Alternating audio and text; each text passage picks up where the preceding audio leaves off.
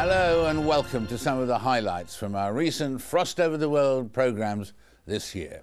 In January, news shook the Middle East peace process because Al Jazeera had released the Palestine Papers, a collection of nearly 1,700 files of confidential documents detailing the inner workings of the peace process over the previous 10 years.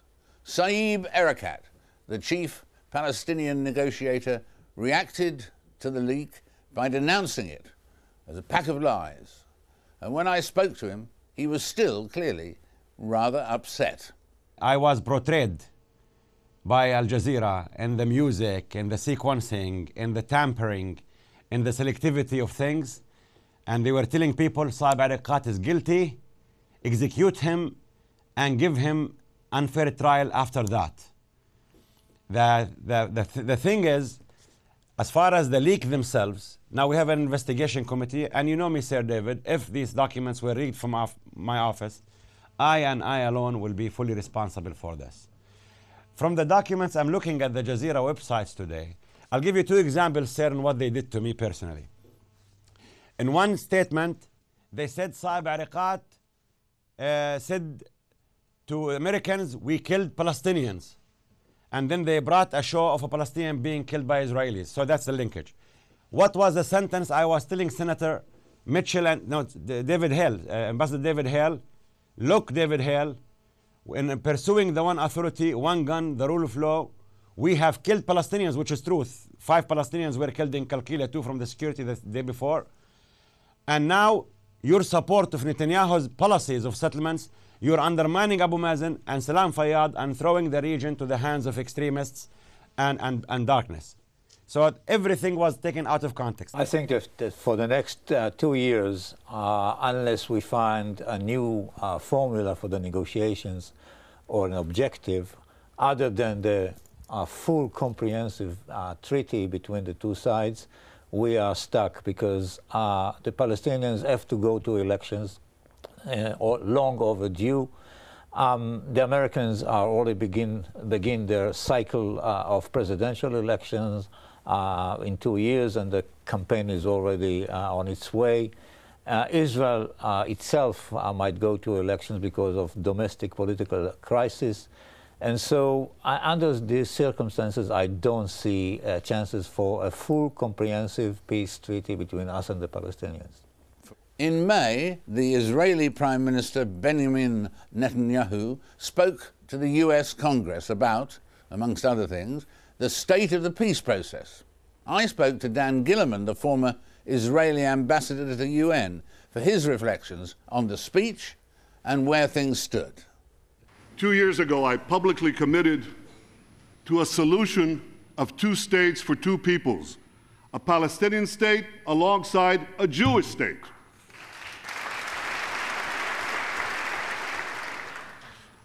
I am willing to make painful compromises to achieve this historic peace. Well, first question there, Dan. What might the painful compromises be? What could they be? Well, David, first allow me just a second to voice my opinion about all these speeches we've heard in the last few days. We've heard 2 from President Obama, 2 from the Prime Minister. My biggest concern is that speech-making is replacing peacemaking, and that both leaders think that by making speeches, they can actually substitute it for making peace. I don't know if you agree, but I believe that there are 2 things one shouldn't do in public: make love and make peace. In both cases, it's a good idea to have your eyes slightly shut and the light slightly dimmed. The latter often takes longer than the former. That's very true. But I think that what we need are less speeches and a secret, quiet, confidential negotiation which will lead us to an agreement, because what we are witnessing and what we're seeing right now is actually a press conference rather than a peace process. But having said that, the Prime Minister did state, and it's not the first time, that he is willing to make painful concessions. I believe that for Prime Minister Netanyahu, with his background and where he comes from, the mere acceptance of 2 states and a 2-state solution as the solution is a compromise. But having said that, I believe he is ready to go much further and to actually give up some of the land which Israel holds at the moment, post-1967. So that would entail also evacuating some of the settlements, and that for Prime Minister Netanyahu, a revisionist who comes from the right, with his history and background, are indeed very, very painful concessions. Well, time now for an overview of all these events and, of course, the impact on the peace process of the Arab Spring. I turn to former British Prime Minister Tony Blair, who spent the last 4 years as the Quartet's envoy to the Middle East. The immediate effect on both the Israelis and the Palestinians is instead of points of stability and predictability around them, they've now got a lot of instability and unpredictability. So I think for Israel, their security concerns are if anything, heightened. And for the Palestinians, their worries about what will happen, will they get statehood, are even more pronounced. And although some people say because of these internal issues, it's going to be very difficult to make progress, I think it's precisely now at this moment that it's all the more urgent that we set out a framework for resolving this issue and for achieving a secure state of Israel and a viable and independent state of Palestine. But what tangibly would have to be the first step? I think, to see, because it's been very elusive, any sign of progress just lately, hasn't it? It certainly has been. There's no doubt about that. However, I think the best thing we could possibly do right now is to set out a framework that allows us to move this thing forward, that, if you like, contains within it the principles upon which we could base a credible negotiation. Because that's the key thing in the end. You've got to get the parties back to the negotiating table. Tony Blair there. For a long time, multiculturalism was seen in Europe as the only way forward and an untouchable policy. But then France banned the full-face veil, Switzerland banned minarets, and the leaders of both the UK and Germany said that multiculturalism in their countries had failed. Well, we've had two fascinating discussions on the issue. One brought together a Danish nationalist politician with strong anti-Muslim views and a British Muslim journalist. But first, back in April, we looked at the French ban on the veil. If a woman chooses, no, again, it's highly patronising for you to sit here and assume that no woman who wears a veil, in fact, it's quite a difficult thing to do in the West. It takes a lot of courage for those women who are convinced that that is what they want to do. Yeah, but where did they get the idea from male theologians? They get it from the Hadith, which are all written by men 300 years after the death of the Prophet. So there's a lot of hearsay in there, a lot of fabrication, forged narrations, and it's all by male scholars. So the women are buying into this male-driven interpretation of Islam that actually disempowers them and makes them invisible. So are you being male-driven? Well, again, that's highly patronising. I'm talking about face masking here. I'm not talking about the headscarf. But the same arguments actually are applied to that. The very same logic that people like myself are told, you internalise your oppression, you've been forced to wear it even if you don't realise it, and it is patronising when people make their own choices. And my argument is whether you choose to wear a headscarf or not, whether you wear a headscarf or indeed whether you want to wear a face veil. In the same way, only a minority of Christian women become nuns and wear the whole habit. There are many practicing Christian women who choose not to. There are many Sikh women who cover their hair and many Sikh women who don't. It should be between them and God, and certainly for men, whether it's Sarkozy or a Saudi government minister, or indeed, with respect, people like yourself, to say that you are not allowed that choice because I happen to have a different opinion and then campaign against the rights for people to exercise their opinion. I think that's fundamentally wrong. In Denmark, for instance, we have had demonstrations here against the very fundamental principle of somebody using their right to freedom of speech. We have people here advocating against rule of law, advocating in favor of Sharia, in favor of violence, against democracy.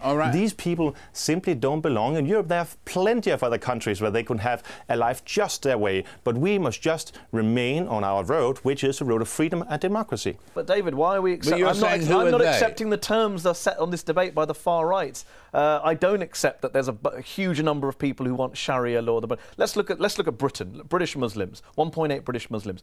Gallup polling shows that British Muslims are more likely to identify with the UK than non-Muslim Britons. They are more likely to want to live in mixed areas than segregated areas than non-Muslim Britons. There is this myth being peddled by the alarmists on the far right across Europe that Muslims are taking over the continent and creating Sharia law and they're coming to get you. It's the same language that was used about minorities in the past. It was the same language used about Jews in the 1920s and 30s. Every minority community goes through this demonization and scaremongering. Instead of dealing with the financial and economic problems across this continent caused by the banks, caused by deregulation, it's much easier for far-right parties like the Danish People's Party to say it's all the fault of these immigrants, it's all the fault of these minorities who want to wear the burqa. Do you know how many people wear the burqa in France, David? 2,000 women out of 2 million French Muslim women. It is not to say that just because you are Muslim, you are a problem. Of course not. I have many Muslim friends, many people who come from other countries who should be welcome, who have integrated. That's not the issue here. The issue here is that those among the Muslim populations who wish to abolish democracy, who are in favor of Sharia and all these matters, these we simply have to face and say, you are in your perfect only right to have these opinions, but they do not belong in Europe. We do have to You've described Muslims in general. You don't even know me. How can you be so insinuating? You've described Muslims in general as a burden on Europe, have you not? In an interview with Front Page magazine, you described Muslims as a burden on Europe. Not Islamists, not extremists. You described Muslims, all 20 million of us in this continent, as a burden. Back to you, what I'm stressing here is that we have been in Europe for centuries. We have been welcoming migrants here. We have Jews here who are, by the way, now forced to flee the country due to Islamists who are harassing them.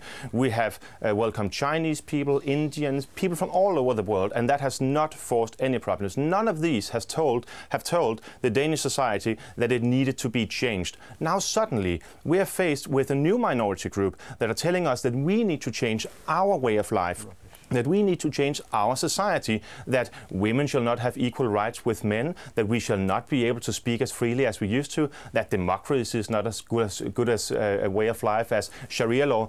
This is an entirely new situation which we have not seen earlier on with other migration groups. Well, moving right along, we turn now to the Sudan, where in January, people in the south of the country voted overwhelmingly for independence from the north.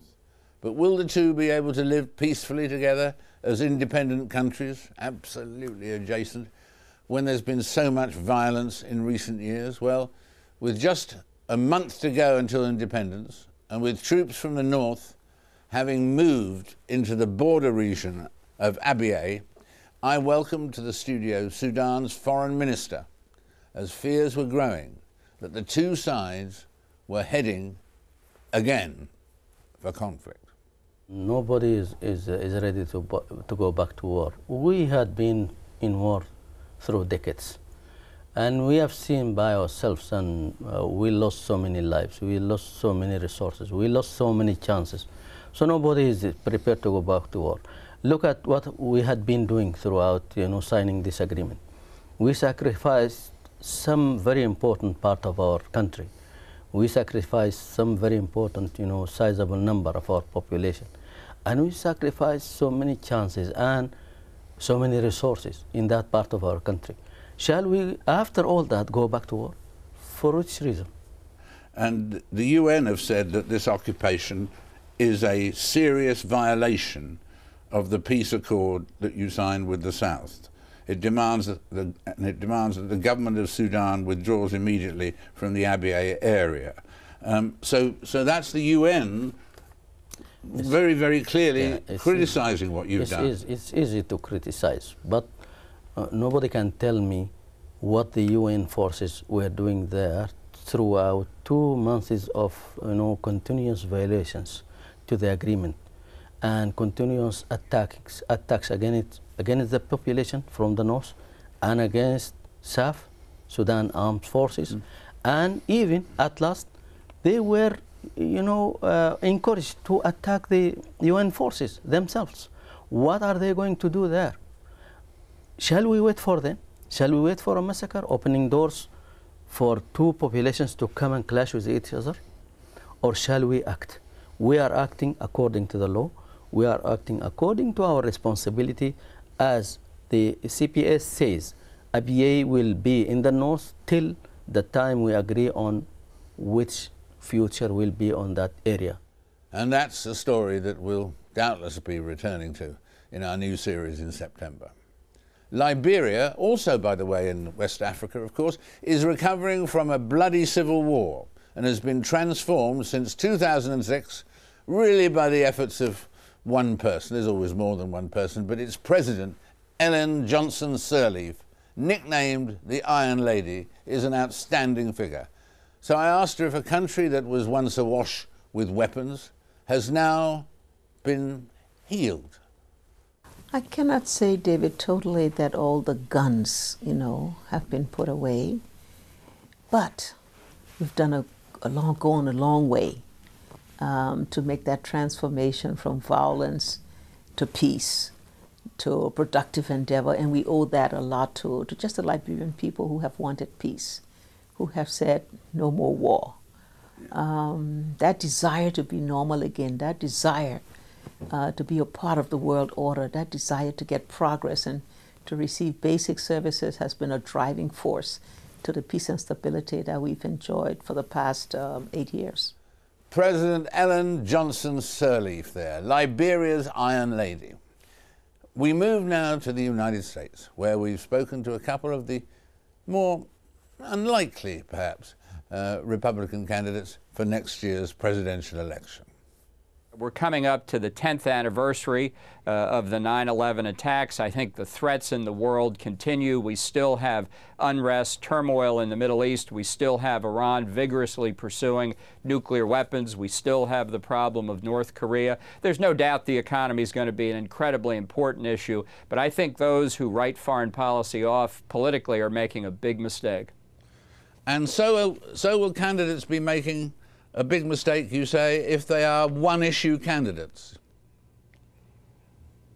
Yes, I think there's going to be a number of issues that are going to be important to the American people. Obviously, my own background is foreign policy, but if I decide to get into this, I will cover the full range of issues. I think that's very important. If I decide to run, I will run to win.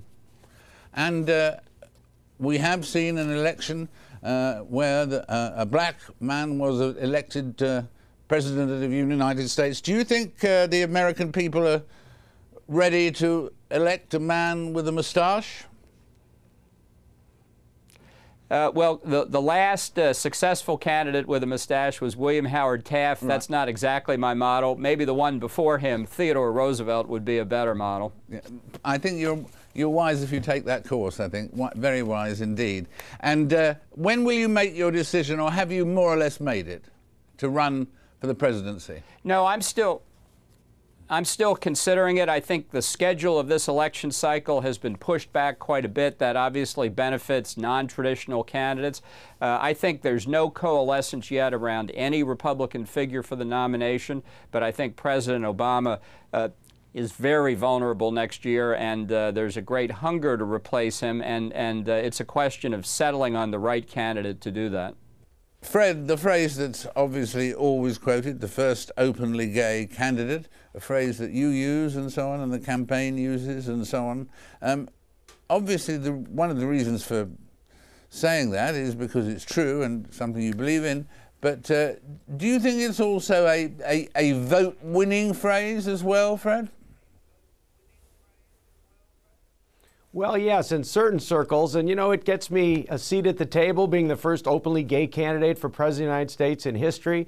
But I'm a lot more than that. I'm a moderate Republican trying to bring younger people in and have an effect on the Republican Party and talking about issues like education reform and jobs first. So yeah, there's a lot more to Fred Karger than just being the first gay candidate for president. You're thinking of the younger voter more than the older voter, are you?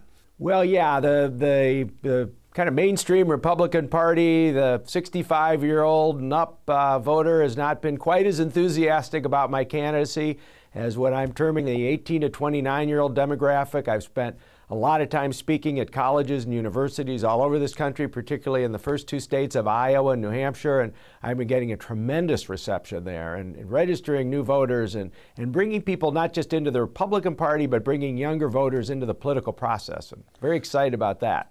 It's more difficult for you, in a way, having to persuade fellow members of your party when the party in question is the Republicans more than the Democrats? The Democrats might be a bit more open to what you're saying, yeah? You know, I like a lot of Americans, I want to go with the candidate, someone that I agree with on issues, someone who's not so polarizing, and that's what I think Fred Karger is. I want to kind of create a new niche in this Republican primary for president, and I think I'm starting to have some impact. During all the jostling for the candidacy came the US operation to kill Osama bin Laden at his home in Pakistan, a mission sanctioned and watched by satellite by President Obama himself. To find out what impact that would have on the election, I turned to the greatly respected journalist and White House watcher and thinker and everything, the one and only Bob Woodward. Do you think this will have a lasting effect on the next election? It sure could. You know, when you and I were covering the Nixon era and so forth, and you go back to the 1972 election when Nixon won in a landslide. He won in a landslide on Vietnam, of all things, which was increasingly unpopular in the United States, but Nixon demonstrated that he was tough, that he was not going to back down. And people want a tough president. And Obama's now got that credential. I was talking to somebody who is involved in all of these events and said we may be seeing the real final transformation of Barack Obama into a wartime president. As you know, the attraction for presidents dealing with wars and foreign policy, where they are the decider. They don't have to take a vote in their National Security Council. Congress is somewhat sidelined on these issues, so the presidents have the ball, and all of a sudden, Obama sees this one on this issue, and I think the psychology of it is in his favor. Now, put in another attack and other problems, economic problems, political problems in this country, and that may be nullified. But he's standing with the tough leaders now, and that's exactly, I mean, some people in the White House call it the Barack Obama Inoculation Act. He is now almost immune from this criticism, but as we know, events change, and we don't ever really get a good look at the future until it happens. Well, you can be sure we'll be watching the continuing battle for the White House again in September. That's it for the first part of this special highlights program. In part two, we'll meet some of the celebrity guests we've met in recent weeks, including Anthony Hopkins, Catherine Deneuve and Matthew Fox. Don't go away.